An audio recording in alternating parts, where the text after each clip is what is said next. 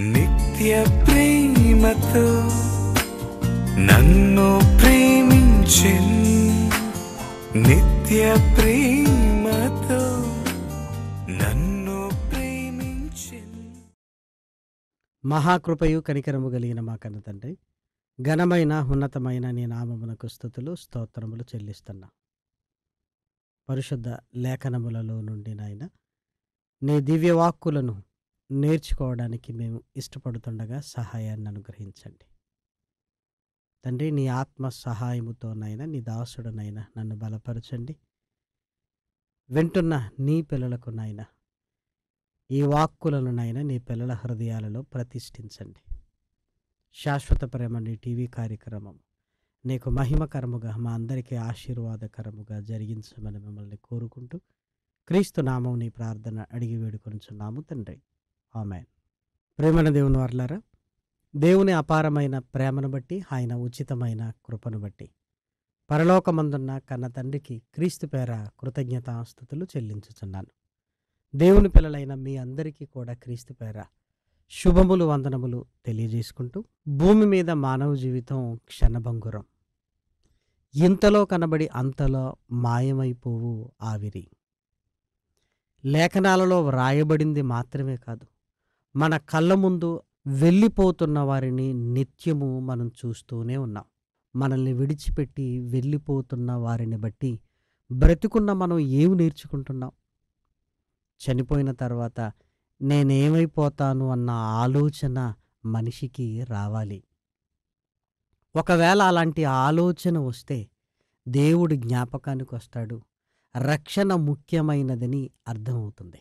మరణించడానికి ముందే మన రక్షణను గురించి మనం ఆలోచించి దేవుని కొరకు బ్రతకవలసిన జీవితాలు మానవ జీవితాలు. ప్రేమన వారలారా, చాలామంది యేసుక్రీస్తును స్వరక్షకునిగా అంగీకరించండి అన్నప్పుడు వారి వ్యక్తపరుస్తున్న అభిప్రాయాలు ఏంటి అంటే, ప్రభువును మేము అంగీకరిస్తాం, కానీ పాపాన్ని మానకుండా మేము ఉండలేము, పాపాన్ని చేయకుండా మేము ఉండలేము, ఇది మానేయాలి అది మానేయాలంటే మా వల్ల కాదు. ఇదిగో చాలామంది యేసుక్రీస్తును స్వరక్షకునిగా అంగీకరించారు, మా ప్రాంతంలో ఉన్నారు, వారు పాపం ఏం మానలేదు కదా, అలాంటప్పుడు మేమెందుకు అంగీకరించాలి అని లోకములో ఉన్న వారిని మనకు చూపెడుతూ ఉంటారు. క్రైస్తవులు కూడా బైబిల్లో ఉన్నవన్నీ మనం చేయగలమా? పాపము లేకుండా మనం బ్రతకగలమా? మన వల్ల కాదు అని ఒక నిర్ణయానికి వచ్చి బ్రతుకుతూ, పాపము చేసినప్పుడు ప్రార్థన చేసుకోవాలి, పాపము చేసినప్పుడు ప్రభు యొక్క శరీర రక్తమును మనం సేవించగలిగితే, తీసుకున్నట్లయితే పాపాలన్నీ పోతాయిలే. రక్తమాంసములు కలిగిన మనం పాపము చెయ్యకుండా ఉండలేము అన్న నిర్ణయాలకు వచ్చి బ్రతుకుతున్నవారు బోళ్ళెంతమంది ఉన్నారు. లోకంలో ఉన్నవారేమో మేం పాపాన్ని వదులుకోలేము అన్నారు. దేవునిలో ఉన్నవారు పాపము చేయకుండా మేము ఉండలేము అన్నట్లుగా మనకు కనబడుతుంది. దీనిని బట్టి మీరు ఆలోచించండి. మనిషి పాపములోనే ఉండటానికి ఇష్టపడుతున్నాడు అని ఈ రెండు మాటలను బట్టి మనకు అర్థమవుతుంది. కానీ లేఖనాలలోనికి వెళ్ళి చూస్తే ఏదేను నుండి మొదలుకొని ఇప్పటి వరకు దేవుడు చేస్తున్న పోరాటం, దేవుని ప్రణాళిక, దేవుని ఉద్దేశం మనల్ని పవిత్రులుగా ఈ భూమి మీద నిలబెట్టడానికే. తన కుమారుడైన యేసుక్రీస్తును భూమి మీదికి పంపించి మనల్ని పవిత్రపరిచింది కూడా పరిశుద్ధులుగా మిగిలిన జీవితకాలము మనం బ్రతకడానికే. ప్రేమన వారలారా, అంటే బైబిల్ ఏం చెబుతుంది అంటే, పాపాన్ని వదులుకొని పాపము చెయ్యకుండా ఉండగలిగే స్థితి ఉంది. నా ఆజ్ఞలు భారమైనవి కావు, సులువైనవి, నా కాడి తేలికైనది, మీరు ఉండగలరు అని లేఖనాలు సెలవిస్తున్నాయి. ప్రేమన వారలారా, దయచేసి మీరు చూడండి, మత్తయి గారు రాసిన సువార్త 11వ అధ్యాయము 30వ వచనం. ఏలయనగా నా కాడి సులువుగాను నా భారము తేలికగాను ఉన్నవి, తేలికగాను ఉన్నవి. ఈరోజు మనిషి కష్టం అనుకుంటున్నాడు, కానీ దేవుడేం చెప్తున్నాడంటే, నా కాడి సులువుగాను నా భారము తేలికగాను ఉన్నది అంటే మీరు పాటించగలరు, మీరు బ్రతకగలరు అని దేవుడు మనకు నమ్మకాన్ని కలిగిస్తున్నాడు. మనం అమ్మో ఇది భారం, బ్రతకలేము, శరీరాన్ని కలిగిన మనం ఇలా ఉండలేము, అలా ఉండలేమని ఊహించుకుంటూ అసలు బ్రతకడానికి కూడా ప్రయత్నం చేయకుండా ఉన్నవారు బోళ్ళంతమంది. అందుకే క్రీస్తులోనికి వచ్చిన తర్వాత వ్యభిచారాలు, క్రీస్తులోనికి వచ్చిన తర్వాత కూడా తాగుబోతుల విందులు, క్రీస్తులోనికి వచ్చిన తర్వాత కూడా ధనాపేక్ష, ఇవన్నీ క్రైస్తవులలోనే కనబడుతున్నాయంటే ఇక మిగిలిన వారిని గురించి మనం ఏం చెప్పగలం?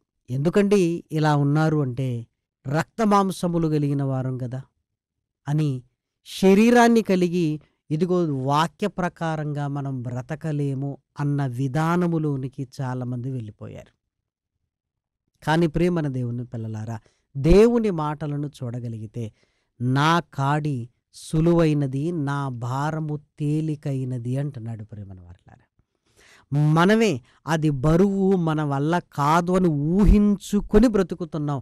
అంటే దుష్టుడు మనలోనికి వచ్చి వాక్య ప్రకారంగా మీరు బ్రతకలేరు అన్న స్థితిలోనికి మనల్ని తీసుకొని వెళ్ళాడు.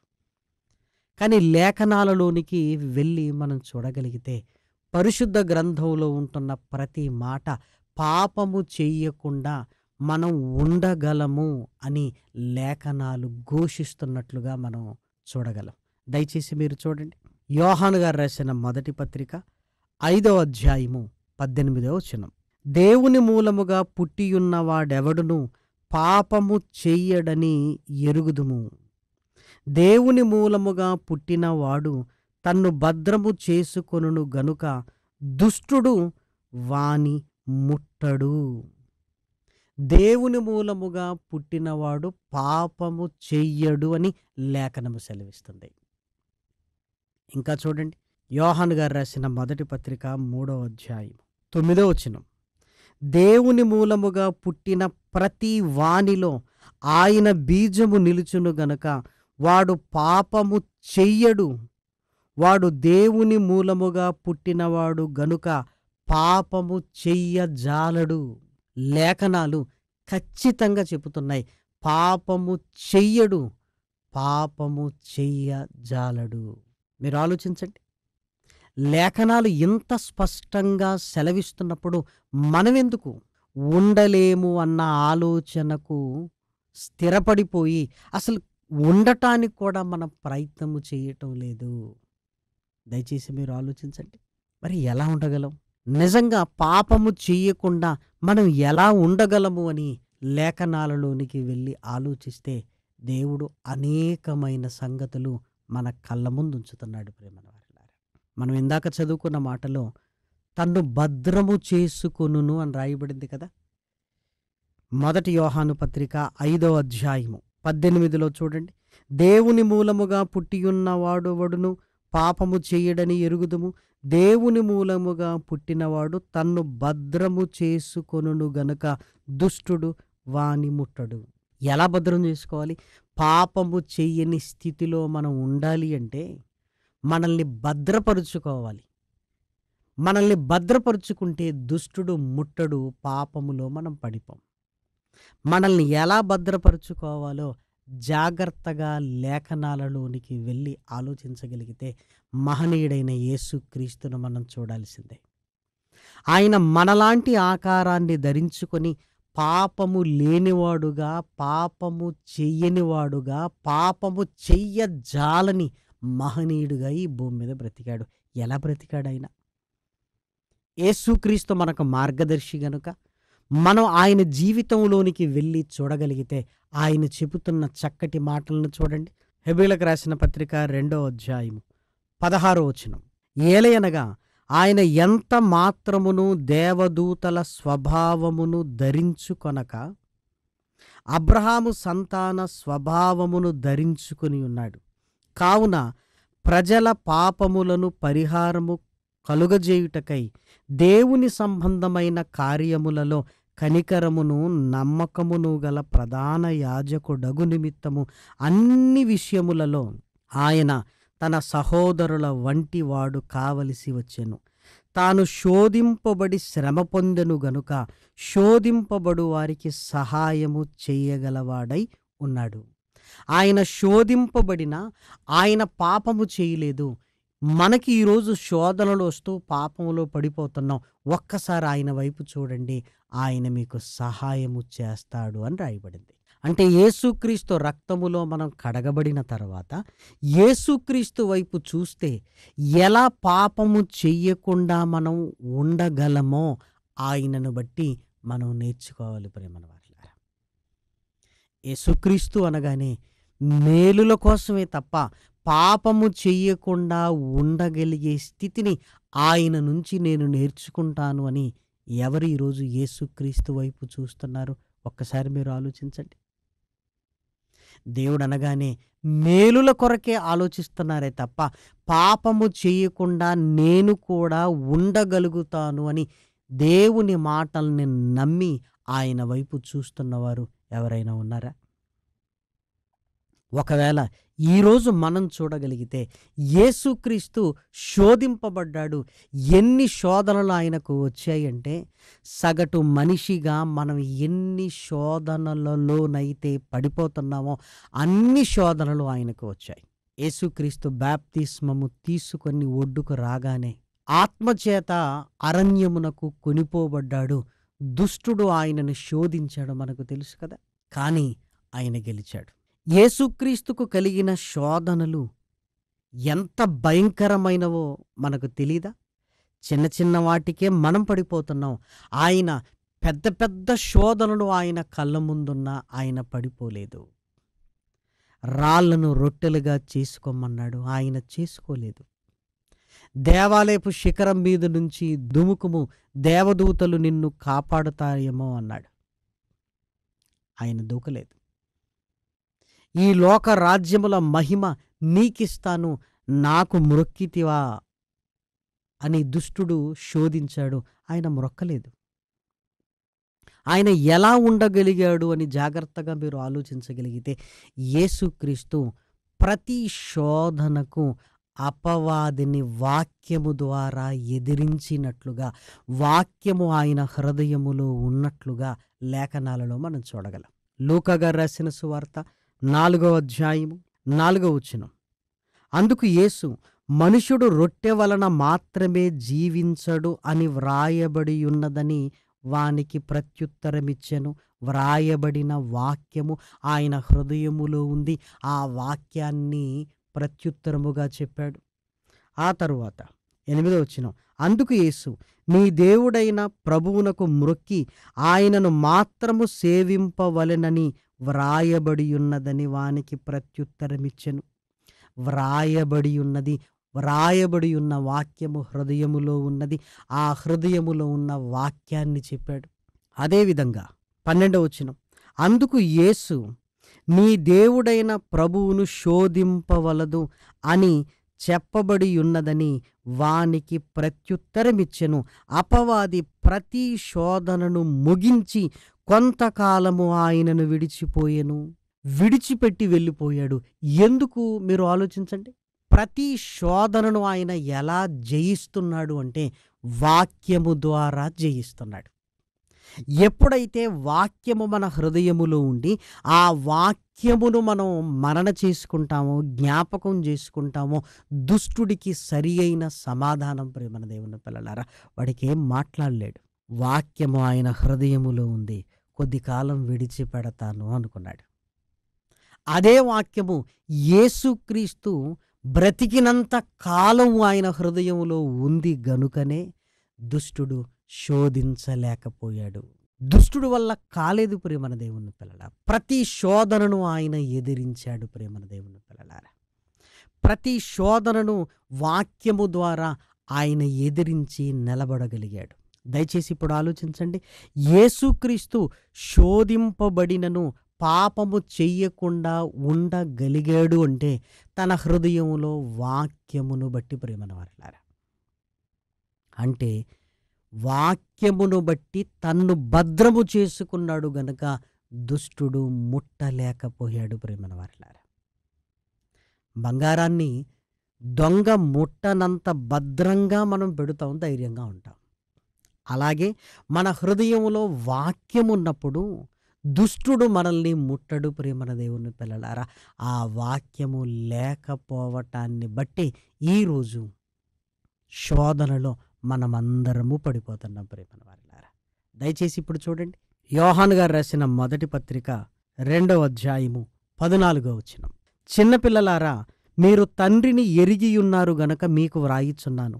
తండ్రులారా, మీరు ఆది నుండి ఉన్నవానిని ఎరిగి ఉన్నారు గనక మీకు వ్రాయిచున్నాను.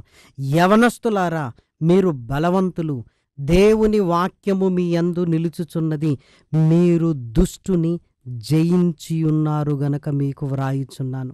దేవుని వాక్యము మీ హృదయములో ఉన్నది గనక మీరు దుష్టుణ్ణి జయించి ఉన్నారు అని రాయబడింది. దేవుని వాక్యము మన హృదయంలో ఉంటే దుష్టుణ్ణి జయించుతాము. వాక్యము లేకపోతే శోధనలో పడిపోయి పాపములోనికి వెళతాం. ఈ మాటలు చిన్నగా కనపడుతున్నాయా? నీ బ్రతుకును పవిత్రతతో నిలబెట్టగలిగే శక్తి కలిగిన మాటలు ప్రియమైన దేవుని పిల్లలారా. వాక్యంలో ఎన్నో ఉంటాయి. మనం చెయ్యలేమనుకుంటున్న వారికి ఇదిగో దేవుడు మాట్లాడుతున్నాడు. చెయ్యగలిగిందే నేను చెబుతాను, నువ్వు ఉండగలవు. నువ్వు ఎందుకు ఉండలేకపోతున్నావు అంటే వాక్యము నీ హృదయములో లేదు. వాక్యము హృదయములో లేనప్పుడు నువ్వు ఉండలేవు. లోకమే నీ హృదయములో ఉన్నప్పుడు మరలా అనుకుంటావు పాపం చేస్తావు, అనుకుంటావు పాపం చేస్తావు. ఇప్పుడు బాగా ఆలోచించండి. ఒక యవనస్తుడు, పాస్టర్ గారు, దేవుని కొరకు బ్రతకాలన్న ఆశ నాలో ఉంది, కానీ నా వల్ల కావటం లేదు. నేను పాపము చెయ్యకుండా ఉండలేకపోతున్నాను, పాపములో పడిపోతున్నాను. మరలా దేవుని దగ్గరకు రావాలన్న ఆశ కలుగుతుంది. నేను ఎందుకు ఉండలేకపోతున్నాను అని అడుగుతున్నాడు. మంచి ప్రశ్న. ఈరోజు అడిగేవారిని చూసి అమ్మో ఇతను పాపాన్ని మనం అనుకుంటాం, కానీ మనం చేస్తున్నదేంటి? ఎవరికి తెలియకుండా నటించటం అలవాటు చేసుకున్నాం. ఆ నటనలోనే వేషధారులుగా మన జీవితాన్ని ముగించేస్తున్నాం. నువ్వేంటో పక్కవారికి తెలియకపోవచ్చు, నీ దేవునికి తెలియదా? బ్రతుకుతున్నావా? బ్రతకటం లేదా? రహస్య పాపాలు, పరిస్థితులు ఇవన్నీ దేవునికి తెలియదా? ఆ యవనస్తుడు అడిగాడు. చాలా సంతోషం ప్రియమైన వారలారా. అప్పుడు నేను చెప్పిన సమాధానం ఏంటో తెలుసా? బాబు, కళ్ళు మూసుకో. నీకు తెలిసిన వాక్యాలను నువ్వు మాట్లాడుతూ ఉండు. నీకెన్ని వాక్యాలు తెలిస్తే అన్ని వాక్యాలు చెబుతూ ఉండు అన్నాను. కళ్ళు మూసుకున్నాడు. 1, 2, 3 కొన్నింటికి రెఫరెన్స్లు చెప్పలేకపోతున్నాడు, కొన్నింటికి వచనాలు చెప్పలేకపోతున్నాడు, పుస్తకాలను చెప్పలేకపోతున్నాడు. మహంటే ఒక 10, 15 అతి కష్టంగా చెప్పాడు. నీ హృదయంలో వాక్యము లేదు, అందుకే నువ్వు పాపంలో పడుతున్నావు. నీ హృదయంలో వాక్యము లేదు, అందుకే నువ్వు పాపంలో పడుతున్నావు. ఏమండి, మరి పలానా ఆయనకి బోలెడంత వాక్యం తెలుసు, అయినా ఇలా ఎందుకు ప్రవర్తిస్తున్నాడు అంటే ఆ వాక్య భయం లేకపోవటం. వాక్యం ఉండాలి. వాక్యపు భయం హృదయంలో ఉంటే పాపము చెయ్యము. కరెంటును మనం ముట్టుకోం, పవర్ను. ఎందుకు? భయం, చచ్చిపోతామేమో అన్న భయం. చాలామందికి వాక్యము లేకపోవటం వల్ల, మరికొద్ది మందికి ఆ వాక్యము వలన భయభక్తులు రావలసిందే, ఆ భయము లేకపోవటం వల్ల ఈరోజు హృదయపూర్వకంగా పాపము చేసేస్తున్నారు. ప్రేమన దేవుని పిల్లలారా, లేఖనాలలో వ్రాయబడిన మాటలు ఇప్పుడు జాగ్రత్తగా మనం చూడగలిగితే, కీర్తనల గ్రంథము 119వ అధ్యాయము 9, 10, 11 వచనాలు చూడండి. యవనస్తులు దేని చేత తమ నడత శుద్ధిపరుచుకొందురు? నీ వాక్యమును బట్టి దానిని జాగ్రత్తగా చూచుకొనుట చేతనే గదా. నా పూర్ణ హృదయముతో నిన్ను వెతికి ఉన్నాను. నన్ను నీ ఆజ్ఞలను విడిచి తిరగనీయకము. నీ ఎదుట నేను పాపము చెయ్యకుండునట్లు నా హృదయములో నీ వాక్యము ఉంచుకొని ఉన్నాను. నా హృదయములో నీ వాక్యము ఉంచుకొని ఉన్నాను. దయచేసి మీరు ఆలోచించండి. వాక్యము ఎప్పుడైతే మన హృదయములో ఉందో ఆ వాక్యము భయాన్ని కలిగిస్తుంది.